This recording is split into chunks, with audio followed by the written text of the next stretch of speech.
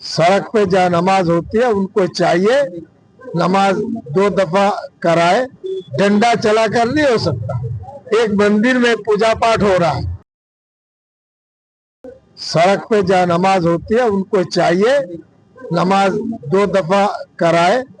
अगर पड़ोसी को तकलीफ होती है, ये सोचने का मसला है। डंडा चलाकर नहीं हो सकता। एक मंदिर में पूजा पाठ हो रहा है, 200 आदमी की जगह है। अगर 5000 आदमी मंदिर में आए, डंडा चलाएंगे?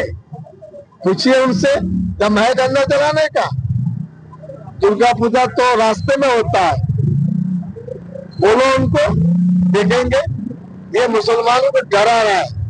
और साथ जो बिल्डिंग गिराया बहुत इलीगल है और उनकी जिम्मेदारी नहीं है। खराब लोग हैं, झूठे लोग हैं।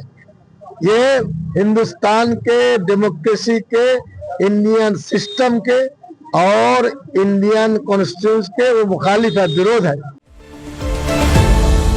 আপনারা দেখছেন এই বেলা বাংলা, শিরোনামে সবার আগে।